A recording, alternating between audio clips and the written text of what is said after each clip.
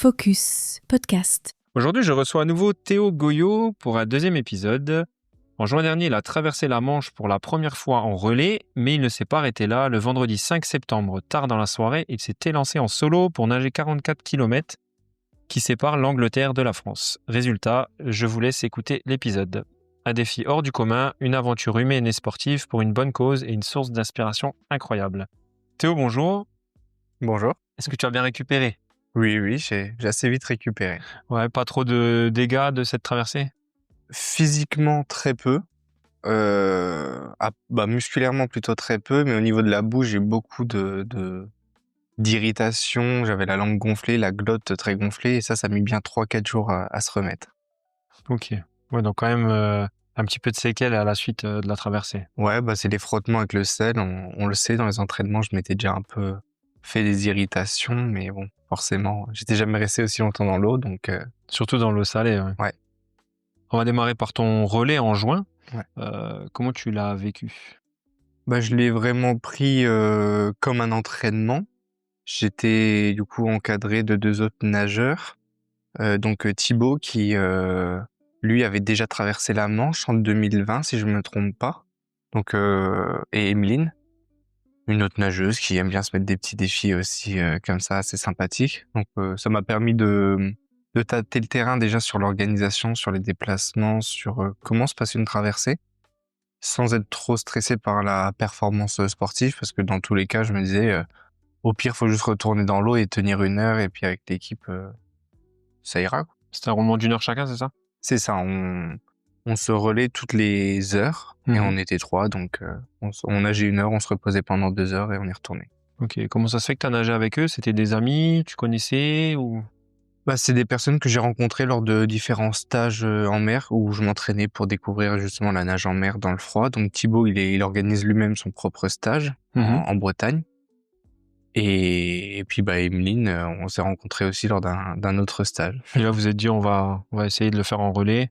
Ouais, ces 2 personnes se connaissaient déjà de l'autre côté. Quand j'ai dit à Thibaut que je voulais transformer ce premier créneau que j'avais donc réservé en juin à la base pour Faire ta propre traversée. faire ma propre traversée, j'ai décidé de la décaler, le faire plus tard dans l'année parce que la température c'est encore fraîche en juin. Donc j'en ai parlé avec Thibaut, il m'a parlé d'Emeline, et puis tout le monde était partant, et ça s'est fait. Ok. On reviendra du coup sur la température de l'eau, voir si Ouais. tu as fait une grosse différence. On a parlé dans le premier épisode aussi de ta préparation. Est-ce qu'elle a porté ses fruits ? Ouais, je suis assez content parce que par exemple, j'ai pas eu mal au bras ni aux épaules pendant toute la traversée. Ce qui est assez fou parce que nager 10 heures sans avoir mal au bras, alors qu'il y avait forcément des petites contractures, mais aucune douleur, j'ai pas dû lutter contre des douleurs à l'épaule, etc. Là où il y a juste un truc que j'ai pas géré, parce que j'ai jamais été confronté à ça, c'est que j'ai dû attendre énormément avant la traversée. On y reviendra peut-être un peu. Mais... C'était ma prochaine question. Une Ouais. longue attente pour avoir enfin ton départ le vendredi 5 septembre, tard en soirée. Ouais, du coup, c'est ça. J'ai dû attendre à cause des vents qui restaient de l'ouragan Erin. Il était impossible de partir en mer. Il y avait beaucoup trop de vagues et ça aurait été trop dangereux. Donc là-dessus, on est obligé de se référer au pilote. Et donc, j'ai réussi à partir après plus de 10 jours d'attente sur place. Mais ces 10 jours d'attente, en fait, ça m'a fait beaucoup marcher et juste rester allongé à l'hôtel. Et ça m'a un peu tué les quadriceps avant de partir. Du coup, au bout d'1 heure de nage, ils ont déjà commencé à trembler un petit peu. Au début, je pensais que c'était à cause du froid. Et puis, je me dis, mais non, en fait, j'ai pas froid, j'ai jamais eu froid, que au quadriceps. Et les conditions sont pas... Je suis préparé pour le froid aussi, donc ça aurait été étonnant. Et c'est en discutant après avec le coach, il m'a dit, oui, non, mais cherche pas, c'est ton temps d'attente à piétiner. C'est vrai que j'avais déjà des petites courbatures. Et donc ça, en fait, je pouvais pas m'y préparer. J'avais jamais vécu une attente de 10 jours. À rester un peu sur place, à piétiner, comme tu dis. Ouais. Donc voilà, ça a été le plus gros défi finalement de cette traversée, c'est de gérer cette douleur à l'attache des quadriceps hautes. Et en fait, j'ai presque fait la traversée sans les jambes, quoi. Ah ouais, à ce point-là ? Ah ouais, au bout d'1 heure, elle tremblait. Au bout de 3 heures, la douleur était vraiment très violente, où je mettais très peu de battements juste pour équilibrer et essayer de relâcher. En fait, le fait de faire un petit mouvement me permettait d'avoir une douleur différente que juste de gainer les jambes, en fait, pour rester aligné. Ok, donc tu as vraiment fait quasiment tout à la force des bras.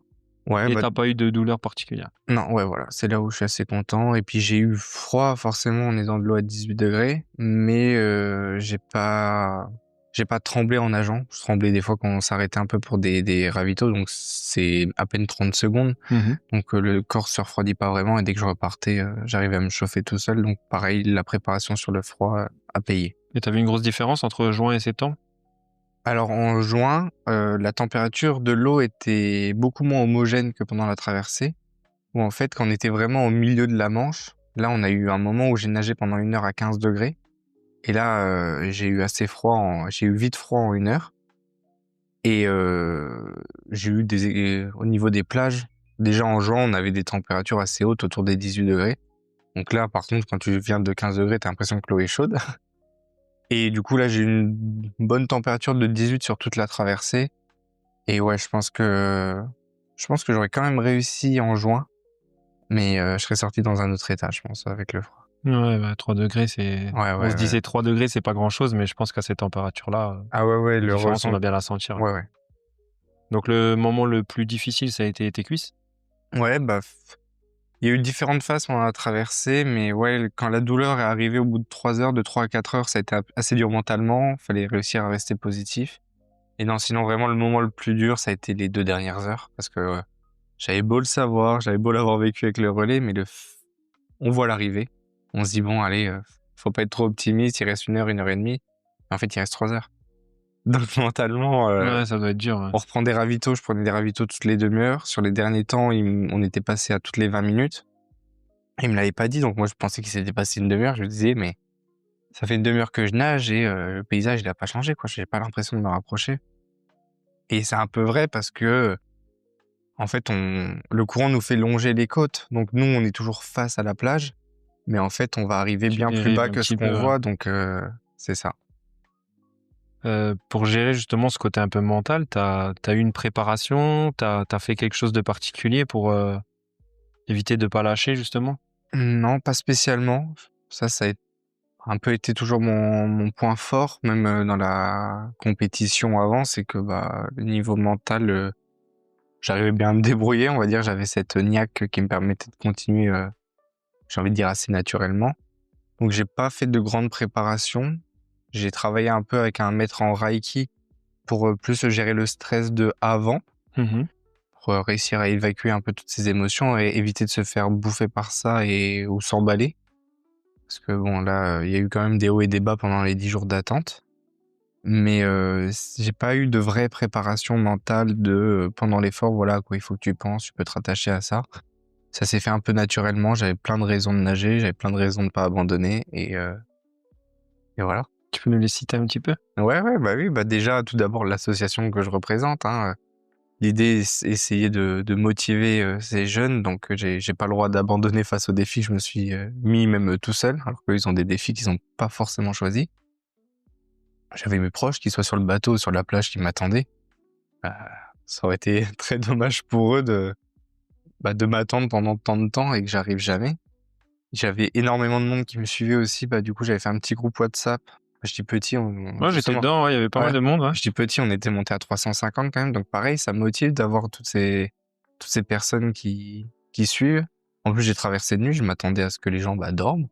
Et j'étais assez étonné du nombre de personnes qui sont soit restées jusqu'à 2-3 heures du mat pour suivre, ceux qui sont levés tôt pour voir l'arrivée, ceux qui ont fait des nuits blanches avec moi. Donc c'était assez fou cet engouement que j'ai réussi à créer et à avoir avec moi pendant cette traversée.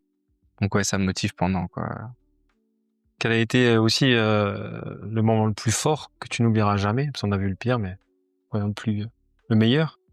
Le plus fort d'un point de vue émotionnel, on va dire. Ouais, émotionnel.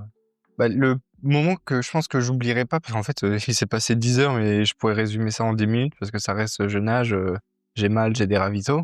Mais j'ai quand même eu des beaux moments où j'ai nagé de nuit, donc j'avais un bateau qui avait des super spots qui éclairaient. J'ai un banc de poissons qui est venu nager avec moi pendant presque 2 heures. Donc en fait, j'avais les poissons à même pas 1 mètre de moi. De temps en temps, je les touchais avec les mains. Et en fait, ils nageaient vraiment à ma vitesse, quoi. Je pouvais en fixer un et rester avec moi. Parce que je pense qu'il se calait à la vitesse du bateau et il restait à la lumière, voilà. Donc ça a été un beau moment. Et sinon, forcément, cette arrivée, ce moment où t'as tu peux enfin relâcher, dire c'est bon, je l'ai fait. Et puis quand tu remontes et que tu prends tes proches dans les bras, etc. Faire la traversée de nuit, tu penses que ça a été plus dur que si tu l'avais fait de journée ou ça n'a rien changé? Je pense que ça a été, oui, plus dur, déjà mentalement, parce que déjà avec le froid, tu sais que quand t'as le soleil qui te tape un peu sur le dos, ça réchauffe. Donc là, mentalement, le fait de te dire merde, j'aurais pas ça qui va me réchauffer, qui va m'aider pendant la traversée, ça rajoute un petit stress. Après, une fois que j'étais dedans, ça a été un peu, ouais, la mise en route, la première heure et demie. Mais une fois que je nageais, ça me changeait un peu plus rien le fait qu'il fasse nuit ou pas. J'avais la chance d'avoir une nuit sans nuages, donc la lune était belle, et voilà, l'ambiance était assez magique quand même, quoi. Être en plein milieu de la Manche toute la nuit, quoi, c'est Ouais, c'est quelque chose. clair. Après, une fois que le soleil s'est levé, tu as Ouais. eu un mood un peu différent ou En fait, ce qui a été bizarre, c'est que la lune s'est couchée et dès qu'on la voit se coucher, on s'attend à ce que le soleil il se lève tout de en suite parallèle. derrière, ouais. Et ça n'a pas été le cas. Et je crois qu'il s'est levé plus d'1 heure après. Donc pareil, l'heure là, elle est assez longue. Tu te dis, mais qu'est-ce qu'il fait? Il va bientôt se lever, le soleil, parce que pareil, t'espères avoir le soleil qui te tape et qui te réchauffe un peu. Mais bon, le soleil du matin, c'est pas lui qui va te réchauffer. Mais ouais, le lever de soleil est très beau. Moi, je m'en rendais pas trop compte dans l'eau. Je voyais que le ciel s'illuminait, devenait orange, etc. Mais c'est vraiment sur les photos, les gens sur le bateau, ce qu'ils ont pris, c'est vrai que ça rend vraiment bien. Et je pense que pour eux, c'était vraiment pas mal ce moment de lever de soleil. Ouais, tu m'étonnes. J'ai fait une petite sortie en paddle à Barcelone. Ouais. Pareil, au lever du soleil, magnifique, hein. Ouais, Je te montre juste mon fond d'écran, tu vois, ouais, oui, bah top voilà. du top, quoi. Franchement, on a pris des belles photos, c'était Ouais, vraiment agréable, quoi. Qu'as-tu appris sur toi grâce à ce défi? c'est une bonne question. Étonnamment beaucoup de choses.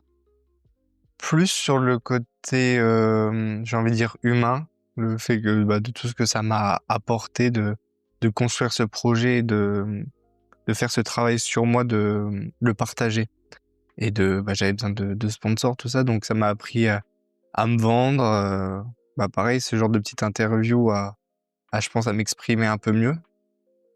Il y a vraiment ce point-là et puis, bah, après, heu, c ça m'a confirmé, en fait, ce que je savais un peu de moi sur le côté du sport, sur la façon de gérer tout ça, et je suis content d'avoir réussi à garder ça malgré l'accident où, bah, voilà, ça remet tout en cause. On se demande: «Est-ce que je suis encore capable de me dépasser, de me mettre dans les états physiques, aller chercher cette douleur et de la À vaincre, quoi, combattre, tout ouais. ça». Donc ouais, je suis content d'avoir réussi à surmonter cette nouvelle épreuve et que, bah, l'accident m'ait pas arrêté, quoi. Tu savais que tu y arriverais de toute façon? Ouais, Ou ouais. t'avais quand même un petit doute, de dire: «Est-ce que je vais réussir à aller jusqu'à la fin?» Pendant la traversée, il y avait aucun doute. Pendant la prépa, il y a forcément des moments où on doute un peu, mais à aucun moment je me suis dit que j'allais ne pas y arriver. Et le peu de fois où je me disais: «Si tu y arrives pas, tu recommences», quoi. Donc à la fin, en fait, tu te dis: «Je préfère réussir du premier coup parce que j'ai pas envie de recommencer», quoi. Ouais, parce que la prépa était longue, hein. Tu as eu Ouais. combien? 1 an et demi, c'est ça? Ouais, 1 an et demi, presque 2 ans avec ce décalage de date finalement, ouais. Et combien il y a eu de personnes qui ont tenté la traversée, au même moment que toi, à peu près dans les mêmes créneaux? Bah, vu tous les pilotes étaient dans le même cas que le mien, à attendre ce fameux créneau de nuit où, bah, les vents étaient bons, et cetera. Donc on est parti quand même à 7 en même temps le soir-là, quoi. Il y avait tous les pilotes qui étaient, bah, presque tous les pilotes qui étaient dans l'eau à ce moment-là, et voilà. Tu les voyais quand même un petit peu au loin, les autres, bateaux avec les autres collègues qui nageaient? Alors, bah, ce qui est marrant, c'est que, finalement, on est partis les derniers. Donc je les ai tous vus partir avant moi. Donc en fait, on attend d'abord, sur le port. Le bateau vient nous chercher à ce moment-là. On monte. On va à une plage précise, donc on a 15-20 minutes, en bateau où on nous explique les règles, et cetera. Et du coup, je les ai tous vus partir avant moi. Et donc oui, moi, quand je suis arrivé, on voyait au large, il y avait ils étaient pas loin, quoi. Ils étaient à une demi-heure grand max, donc de nage, hein. Donc ils étaient pas très loin, à 1 ou 2 kilomètres. Et bah, je les ai tous dépassés, un à un. Donc moi, je m'en suis pas trop rendu compte. Il y a un moment où on m'a dit: «En fait, tu les as doublés, tu étais au milieu entre 2 bateaux qui allaient à peu près à la même vitesse». Je m'en suis pas rendu compte. Il y a un moment, je voyais qu'on s'était rapproché d'un bateau. Je pense que c'était du coup à ce moment-là. Mais bah, tu nages, t'es tout petit dans l'eau. La seule chose que tu vois en plus de nuit, bah, c'est le bateau qui t'éclaire. Donc non, j'ai pas vu les autres. Mais bon, c'est pas plus mal, hein. T'as été le meilleur temps sur les 7? Ouais, ouais. Ouais, je crois que l'autre après moi l'a fait en 10h50, ce qui est aussi un très bon temps, hein. Parce que la moyenne des traversées est souvent à 13-14 heures et il y a des gens qui font des traversées de 18, de 19 heures, quoi. Toi, tu l'as fait en 10 heures et À 10h11 minutes. le record? Il est en 6h45. Et en fait, tu disais en début que la distance, elle faisait 44 kilomètres. Ça, c'est la distance que j'ai Que nagé. t'as nagé, ouais. Parce que la distance minimum est 32 kilomètres, 33 même. Et du coup, le record du monde, ils arrivent à partir à des créneaux parfaits, où le courant pousse un peu et ils arrivent à faire la ligne droite, quoi. Ils arrivent à pas dériver. Donc oui, c'est un Allemand qui a le record et bah, j'avais vu son tracé, c'est une ligne droite, je pense il a neigé 34 kilomètres, grand max. Et puis avec 10 kilomètres de moins, c'est sûr que tu peux déjà que gagner du temps, hein. Bah, c'est ça, moi C'est je un sais quart en que, moins hein, que ce que t'as fait, hein. ouais, je sais que en lac, un 10 bornes, je le nage en 2 heures, 2h05. Donc là, en mer, avec les conditions, tu peux rajouter quelques minutes, Oui, tu rajoutes quand même un petit peu, ouais, bien sûr. mais ouais. Est-ce que tu as une autre anecdote un peu folle de ta traversée à nous raconter, autre que le banc de poissons qui est déjà Bah, en même génial? temps que le banc de poissons, il y a quand même, je sais pas comment ça s'appelle, mais des poissons qui m'ont foncé dessus, un peu comme des petites torpilles. Et j'avais une petite marque, hein, mais ça m'a pas fait mal. Et je raconte ça en sortant de l'eau, il y en a un qui m'a donc au niveau un peu au-dessus du pec droit. Donc ça surprend. Puis il y en a un autre qui m'est touché. Je les ai vus, ils ont fait 3-4 passages, donc carrément, ceux-là, ils me sautaient entre les jambes pendant que je nageais. Donc voilà, ça c'est la petite anecdote. Après, là où je suis content, c'est que j'ai pas croisé trop de méduses. Mais j'en ai croisé juste à un moment en plein milieu. Le coach sur le bateau me dit ça y est, on est dans cette zone un peu morte où il y a pas trop de courant. Et avant, il m'avait déjà dit c'est à cet endroit-là qu'il y a souvent les méduses. J'ai eu de la chance, j'en ai du coup croisé que 2. Elles m'ont piqué au niveau des coudes. Franchement, ça m'a rien fait, donc heureusement. Mais sinon, je sais que voilà, ça je l'ai pas vu. Pareil, on me l'a raconté après. Mais il y a un phoque qui m'a accompagné jusqu'à la plage. Donc il était à 3-4 mètres de moi en fait. Quand on me filme et que je monte sur le rocher, il y a une petite tête en fait à gauche, c'est un phoque quoi, tout simplement. Mais ouais, sinon j'ai pas énormément d'autres anecdotes. Ouais, bah, c'est C'est déjà pas mal. oui. C'est déjà pas mal, Il y ouais. en T'as a été accompagné autant par les humains sur Terre que par les Ouais. animaux dans l'eau. Après un tel exploit, qu'est-ce qui peut encore te faire rêver? Bah, comme je te l'ai dit un petit peu avant, j'ai des petits projets, j'ai envie de dire plus classiques, perso, ah, avoir sa maison, tout ça. Mais sinon, d'un point de vue purement sportif, il y a maintenant que je suis un peu dans le milieu des traversées, il y a d'autres traversées qui semblent intéressantes. Donc voilà, je sais que c'est pas pour tout de suite. Je vois que les gens qui font des traversées sont souvent plus vieux que moi, donc ça me rassure aussi sur le fait que je pourrais faire ça dans quelques années. Et bien sûr, il y a des chances que je nage moins vite qu'à 25 ans, mais je pourrais quand même m'amuser et recréer d'autres projets comme ça plus tard. Mais après, oui, il y a toujours des petits... J'ai pas forcément cherché une traversée plus dure ou plus longue que ça. Ouais, parce que là, il y en a une belle que Noam Yaron a fait il y a pas Ouais. longtemps là. Ouais, Calvi Monaco, c'était quand même ouais, bah ça 180 bornes, ça parle. mais ça c'est déjà même plus le même style de projet, j'ai envie de dire. Il est resté 5 jours dans l'eau. Lui, il allait chercher le record du monde de cette nage la plus longue. J'ai pas l'envie. Ouais, c'est pas ce qui de- t'anime. Non, déjà 10 heures, c'est long. Et je pense que cette tranche, parce qu'il y a des gens qui font l'aller-retour le two-way, on appelle ça, de la traversée de la Manche. Ok. Donc tu pars d'Angleterre, tu fais la traversée comme moi, t'arrives en France. Sauf que eux, une fois arrivés, ils sortent de la plage, ils se remettent de la graisse, ils font un ravito, ils repartent dans l'autre sens. Donc si je dis pas de bêtises, ils sont pas nombreux à avoir fait ça en solitaire, parce qu'en relais, ça se fait déjà plus aisément. Mais ouais, j'ai envie de dire qu'ils sont moins d'une dizaine à avoir fait ça. En français, on a Steve Stevenard. Mais lui, par exemple, sa traversée, il l'a fait en 17 heures. Donc c'est-à-dire que son aller-retour, je crois qu'il est dans les 34-35 heures, si je me trompe pas. Donc c'est déjà plus du tout le même projet. Lui, il maîtrise très bien le froid. Il a pris beaucoup de poids pour ça et voilà. Mais j'ai pas cette envie de m'entraîner pour du très très long. C'est déjà très très long, disons. Oui, bien sûr. Mais je veux dire, là, quand j'ai arrêté le sport de haut niveau, c'était aussi pour quelque part baisser ce rythme d'entraînement de 4 heures par jour et j'ai envie de vivre un peu autre chose à côté. Et si je commence à me relancer dans des défis comme ça, bah, ça va nécessiter de se remettre plus que 2 heures par jour dans l'eau, ce qui est déjà énorme. Et, et voilà, c'est des sacrifices que j'ai pas forcément envie de refaire dans ma vie. Ouais, tu préfères te concentrer maintenant sur ton côté un peu perso, vie perso, et puis Bah là, pendant, j'ai envie de dire quelques années, ça va être vraiment la priorité, le perso. Mais je vais toujours avoir une partie sport dans ma vie et je vais toujours avoir, je me connais, hein, le projet, il est venu parce que ça faisait 1 an que j'avais arrêté le haut niveau et que je m'ennuyais et que j'avais besoin de ce genre de défi. Donc je sais que l'envie, elle va revenir et il y a un moment, je vais avoir le manque de ce genre de projet, de défi à relever, quoi, tout simplement. Mais là, je suis content d'avoir mené ce projet à bien. Ça a été aussi une découverte de, toute l'organisation autour, hein, parce que y a pas que l'entraînement, il y a aussi, financer ce projet, l'organiser, parce que avant, quand je nageais, j'étais avec un club, donc c'était le club qui m'organisait les déplacements, etc. Donc ouais, non, c'est quand même beaucoup de taf pour moi et mes proches, hein. oui, bien sûr, oui, t'as reçu le ledge, je m'en doute bien. Ouais. Et la dernière petite chose, est-ce qu'on peut rappeler les associations donc pour lesquelles tu as fait cette traversée? Donc il y a eu tout d'abord Une main pour un espoir. C'est donc une association locale qui est composée essentiellement de bénévoles et ils réalisent des actions pour les enfants qui sont placés suite à des maltraitances. Et j'ai eu la deuxième association, Marie Mathias.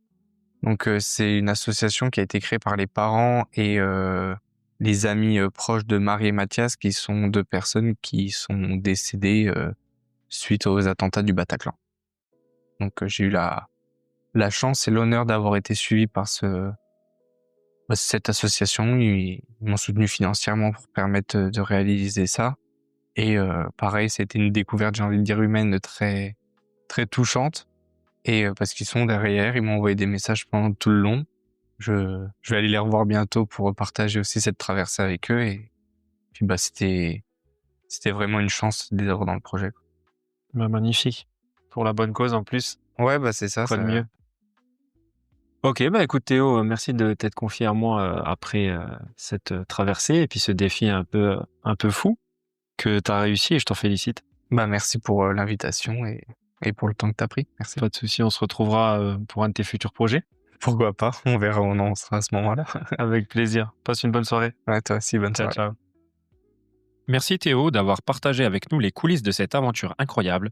Traverser la Manche en relais, puis en solo, c'est bien plus qu'une performance sportive, c'est une leçon de courage, de persévérance et de passion. On suivra avec impatience tes prochains défis et on se retrouve pour un prochain épisode très rapidement. À plus, ciao.